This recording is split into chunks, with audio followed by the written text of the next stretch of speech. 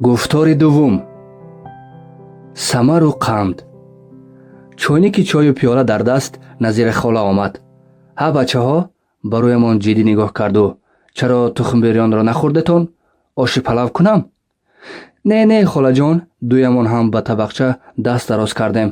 хотирҷамъ бошед, ҳозир чангашро мебарорем.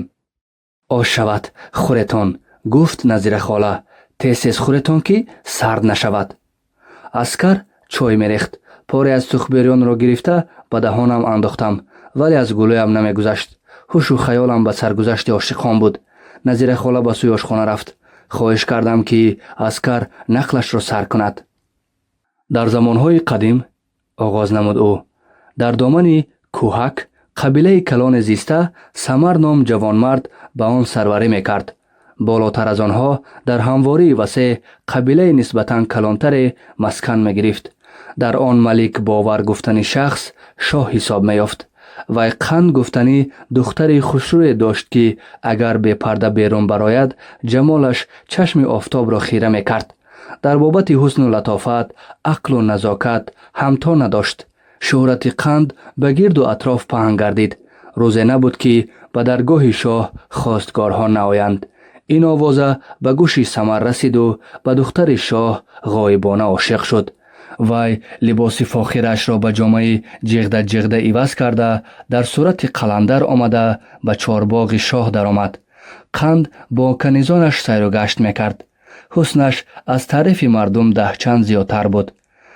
саҳл монд, ки самар бо аввалин диданаш дар миёнҷои боғ аз ҳуш равад. афсӯс, ки қанд ӯро пайхас накард. ба канизаш фармуд, ки ба ӯ пораи ноне бидиҳанд. аммо самар онро нагирифт. шоҳдухтар, гуфта худро шиносонд вай. ман на қаландар, балки сарвари як қабилаам. номам самар. агар донӣ, ишқи ту маро қаландар кард. аз ин ҷо зуд бирав, итоб кард қанд. боғи шоҳ ҷои ҳарзагӯӣ не, вагарна ба нӯкарон мефармояму. самар аз гуфтаҳои қанд каме ранҷид. вай маъюс шуда ноилоҷ ба сӯи қабилааш баргашт. шоҳдухтар баъд аз рафтани ӯ воқеаро мулоҳиза кард. самари маъюсро пеши назар овард. чаро як бора пеш кардам? аз дил мегузаронд ӯ. рафту гуфтаҳояш рост бошанд. канизеро ба наздаш хонда фармуд, ки ҷандапӯшро ҳозир кунад. каниз раҳакӣ шуд. сад афсӯс, ки самар аллакай аз назар ғоиб гардида буд. каниз ӯро наёфта бо сари хам ба боғ баргашт. малика аз кардааш сахт пушаймон хӯрд, аммо суде надошт. самар банди ишқи шоҳдухтар гардид. вай бузургони қабилаашро ҷамъ карду дилашро ба онҳо кушод. гуфт, ки то ба висоли қанд нарасад, дар ин дунё нахоҳад гашт. бузургон насиҳаташ дода дили ӯро бардоштанд. ғам нахӯр самар, мегуфтанд онҳо. малик бовар одами доно, дӯсти падарат буд. ҳозир ба наздаш меравем, муддаоятро ба ӯ мегӯем. муродат ҳосил хоҳад шуд. бузургон ба даргоҳи малик бовар хостгорӣ омаданд. пас аз хӯрдану нӯшидан мақсадашонро гуфтанд. хушбахтии калон он буд, ки малик бовар самарро медонист. вай ба ин кори хайр майл дошт. аммо модари духтар бохабар шуду ба як по истода гуфт, ки самар ба оилаи онҳо муносиб не. чаро муносиб не? дар танҳоӣ мепурсид малик бовар. ҷавони далеру ҷасур, бо ақлу идрок, сардори қабилаи калон. дуруст, сардори қабила, иқрор шуд завҷааш. лекин аз падар ятим монда дар таги дари амакаш калон шуд. ба пойдории сарвариаш шубҳа дорам. хоҳишашро рад бикун. малик бовар бисьёр зур зад, аммо завҷааш ба гап надаромад. аҳволро ба хостгорҳо фаҳмонд. ҷавоби нохуш ба дили самар тир бар ин расид. аз боргоҳаш набаромада хобид. на об мехӯрду на нон. фақат қанд. куҷо шудӣ? қанд мегуфту бас. наздиконаш ҷамъ шуданд. ба ӯ маслиҳат доданд, ки бозорӣ нашуд, зурӣ карданд дар кор.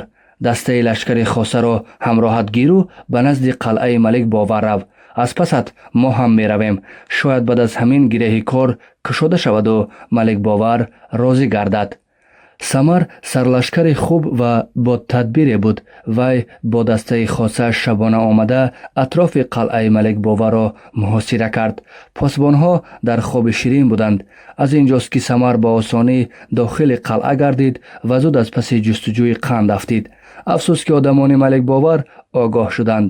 бонги хатар баланд гардид. чун чашми рӯз кафид, лашкари ду қабила бо ҳам рӯбарӯ омад. дар размгоҳ хуни бисёр рехт. сарҳо аз танҳо ҷудо шуданд. ниҳоят Маликбовару самар ба ҷанги тан ба тан баромаданд. чанги замин ба осмон мепечид. шамшерҳои ба обу тоб дар шӯлаи офтоб ҷило медоданд. дар охир Маликбовар мағлуб шуд. самар бо лашкараш ақиб гашт. аз байн рӯзу моҳҳо гузаштанд, вале самар як дақиқа ҳам қандро фаромӯш намекард. ҳамеша бо хаёли ӯ банд буд. рӯзе ба чорбоғи шоҳ пиразане омаду гуфт ки фол мебинад, бахти духтаронро мекушояд. канизон атрофашро печонданд. қанд ҳам омад. фолбин ӯро ба канортар бурда ба дасташ ангуштарини гаронбаҳоеро гузаронд. қанд тӯҳфаи самар будани онро фаҳмид ва аз ҳолаш пурсон шуд. фолбин тафсири воқеаро гуфт. духтар ҳам изҳор намуд ки шабҳо миҷа хам намекунад. ҳамеша бо ёди ӯ мегардад, аммо илоҷ надорад. ин суханонро шунида як алами самар 100 алам шуд. ҳушаш парешон гардид.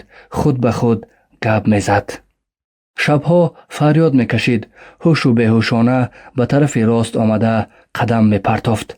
хешовандонаш афсункорӣ кунонида ба гарданаш тӯмор овехтанд. ба будкарда бурданд. нашуд. ба пояш ишкел зада дар сутуни ғафсе бастанд. шабе вай ишкели пояшро пора пора карду рӯ ба саҳрои беодам раҳсипор гардид. ду шабу ду рӯз роҳ паймуд. ниҳоят аз ҳол рафта дар регзоре афтид. паррандагони бисёре ҷамъ омаданду бар болои сараш соябон шуданд. чуғур чуғур кунон ҳолашро мепурсиданд. ин буд ки аз дур чанг бархост. вай то рафт наздик меомад. маълум гардид ки лашкар будааст, аммо ҳадду ҳисоб надошт. дар болои фил, дар болои тахти равон шоҳе менишаст ки зоҳиран ҳушёру зирак менамуд. лашкар наздик омаду чашми шоҳ ба самар афтид. фармуд ки ӯро ба наздаш биёранд. оварданд. вай аз ғалоғула ба ҳуш омада дидагонашро кушод. бархоста сари таъзим фуруд овард. ман шоҳаншоҳи рӯи олам Искандарам. худро шиносонд шоҳ. ту кистӣ? чаро ба ин ҳол афтодаӣ? ман ҷавони ошиқам, гуфт дар ҷавоб самар. ба висоли қанд расида наметавонам. падар ва модараш монеягӣ мекунанд. гард, гуфт Искандар, ман туро ба муродат мерасонам. қанд аз они ту мешавад. самар розӣ шуд. онҳо баъди хеле роҳ паймудан ба ҷои хушҳавое омаданду хайма заданд. Искандар ба ваъдааш вафо карда ба Маликбовар нома фиристод. фармуд ки ба тӯи самару қанд розигӣ диҳад, вагарна оқибаташ бад мешавад. Маликбовар номаи Искандарро хонда хоҳиши ӯро рад намуд. ин шоҳи оламгирро ба ғазаб овард. ҷанг эълон карданд. ду лашкар ба ҳамдигар омехт. дар майдони муҳориба Маликбовар нобуд гардид. лашкараш пароканда шуд. самар қандашро ёфт. фақат барои тӯй розигии модари ӯро гирифтан монда буду бас. ту ба ман ёрӣ расонди шоҳаншоҳи олам, изҳори миннатдорӣ кард самар. ду рӯз бимону дар тӯямон сарварӣ кун. майлаш, хоҳиши ӯро қабул кард Искандар. тӯятонро мегузаронам. ман ба шумоён маҳрам шудам. қандро ба ин ҷо биёранд, то бубинам ки вай чӣ тур духтар будааст. самар ба қароргоҳаш рафт. вай дар тараддуди тӯй буд. хизматгорҳо хоҳиши Искандарро ба қанд расониданд. вай аз гапи шоҳаншоҳи олам рамӯз гирифта гуфт ки Искандар падарамон ҳисоб меёбанд. бинобар ҳамин то ба никоҳи самар надароям, ба ӯ худро нишон нахоҳам дод. гӯятон биёяд. истодагарӣ кард Искандар. хутбаи никоҳи онҳоро худам мехонам. хушбахт хоҳанд шуд. қанд ба гуфтаҳои шоҳ бовар карда ҳамроҳи модараш ба пеши вай омад. Искандар аз болои сарашон симу зар пошид. ба онҳо ҳадияҳои гаронбаҳо дод.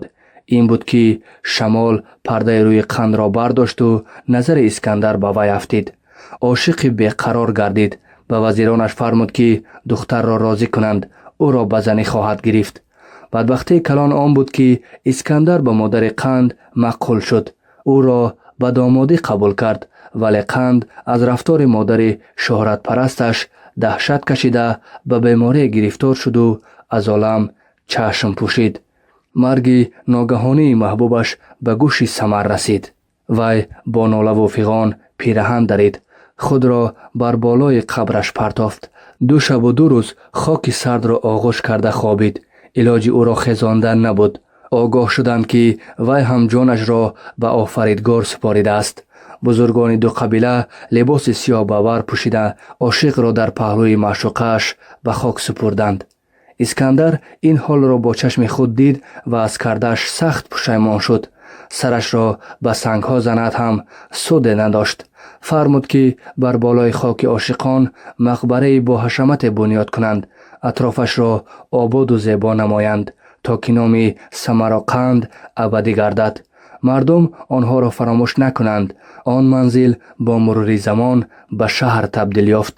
одамон Самароқандро ба ҳамдигар пайваста Самарқанд гуфтанд. афсонаи ғалатӣ будааст, аскар, гуфтам ман. рост бар ин, аммо ин воқеаҳо дар таърихи Самарқанд акс наёфтанд. ба Осиёи Миёна омадани Искандарро дигар хел маънӣ дод карданд. дигар хел? ҳайрон шуд аскар. магар Искандар Осиёи Миёнаро ду маротиба фатҳ карда буд? не, як маротиба, ба ӯ мефаҳмондам. аз таърихи дунёи қадим медонем ки Искандари Македонӣ бо лашкари беҳисоб омада пойтахти суғдиён ҳисори Самарқандро бо душвориҳо фатҳ мекунад. Сипидамин ном суғдии ҷасур қаҳрамониҳои бемисл нишон медиҳад. бо вуҷуди ин қалъа 3 маротиба аз даст ба даст мегузарад. Искандар сафари оламгирашро қатъ карда барои аз даст надодани Самарқанд ақиб мегардад. зимистонро дар Балх гузаронида соли дуюмаш атрофи Самарқандро ба худ тобеъ мекунонад. ҳамаи кӯшишҳои ӯ аз ин шаҳодат медиҳанд ки Самарқандро Искандар бунёд накардааст. вай шаҳри кӯҳан пеш аз омадани Искандар қомат афрохта шӯҳраташ оламро гирифта буд ки шоҳ аз он ҳеҷ дил наканд. рост мегӯи Афлотун, ба ман ҳамфикр шуд аскар. агар овозаш ба чор тараф паҳн намегардид, ҷаҳонгирон ин қадар ба он чашм ало намекарданд. аммо синни ҳақиқии шаҳрамон чанд сола бошад? ба ин савол ману ту ҷавоб дода наметавонем, ҷура, гуфтам. бо гузашти айём ҷустуҷӯву тадқиқотҳои дақиқ ҷавоб хоҳам дод. ака, ҳо ака! ба нохост аз таги дарвоза садои хоҳарам дилафрӯз баланд шуд. ту ин ҷо будиву ман кӯчаҳоро кофта гаштаам. гап зан, ба сӯяш нигаристам. ба ман чӣ мегӯӣ? биё рӯи ҳавлиро руфта об мезанем. яке ба атроф нигоҳ кунам ки офтоб хеле поин фаромада вақти аз кор омадани модарам наздик шудааст. ту рафтангир Дилафрӯз, гуфтам ба хоҳарам. ҳозир меравам. Дилафрӯз рафт. пас аз муддате ман аз ҷо бархостаму ба аскар. пагоҳ ба хонаи мо биё, ҷура, гуфтам. боз суҳбат мекунем. чӣ гуфтӣ? майлаш бархост аз ҷояш аскар. чоштгоҳӣ меоям. идома дорад.